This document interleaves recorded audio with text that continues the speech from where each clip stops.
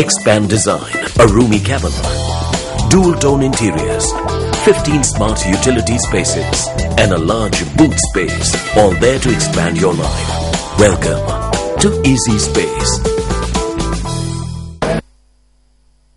இந்திரா, ராஜீவ் மற்றும் சோனியா காந்தி ஆகியோரின் குடும்பத்துடன் நெருங்கி சிறிது காலம் செயற்பட்ட இந்திய காங்கிரஸ் கட்சியின் சிரேஷ்ட உறுப்பினரான நட்வர் சிங் தனது சுயசரிதையை இன்று வெளியிட்டார்.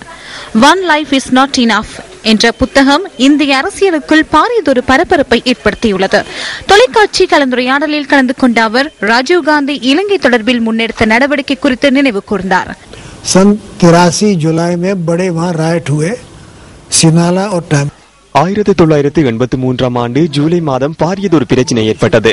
சிங்கள மற்றும் தமிழ் மக்களுக்கிடையில் ஏற்பட்ட இந்த மோதலில் பலர் உயிரிழந்தனர். இந்திரா காந்தி கலந்துரையாடலை ஆரம்பித்தார். तो पहले 86 दिसंबर में चिदंबरम साहब एथनिक प्रॉब्लम्स அங்கு தேசிய பிரச்சனை ஒன்று காணப்பட்டதா அல்லது எல்டிடியுடன் தேர்வு கொள்ள முடியாத பிரச்சனை ஒன்று காணப்பட்டதா?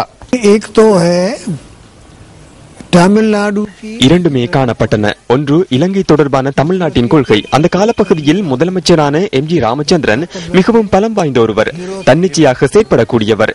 இரண்டாவது விடயம் இலங்கை தொடர்பில் இந்தியாவின் கொள்கையாகும்.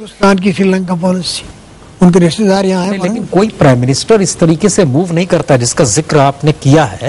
प्रभाकरण दिल्ली के अशोका எனினும் எந்த ஒரு பிரதமரும் அவ்வாறு செயற்படுவது இல்லை. புதுடில்லியில் உள்ள அசோக் ஹோட்டலில் பிரபாகரன் தங்க வைக்கப்பட்டார். அவருக்கு நீங்கள் லஞ்சம் வழங்கினீர்கள். स्टेटमेंट नहीं था, सिर्फ बातों पर था. நான் அவருக்கு லஞ்சம் வழங்கவில்லை, நிதி உதவியை வழங்கினேன். उनको थोड़ी फाइनेंशियल मदद दी थी. இலங்கைக்கு ஆகாய மார்க்கமாக உணவு வழங்குவது குறித்து இந்தியா எடுத்த தீர்மானம் தொடர்பிலும் அவர் கருத்து தெரிவித்தார். हो रही थी, मैंने बयान किया पार्लियामेंट के अंदर. கலந்துரையாடல் முன்னெடுக்கப்பட்டது. அமைச்சரவையின் உறுப்பினர்களும் இருந்தனர். என்னையும் அழைத்தனர். நானும் அங்கு சென்றேன்.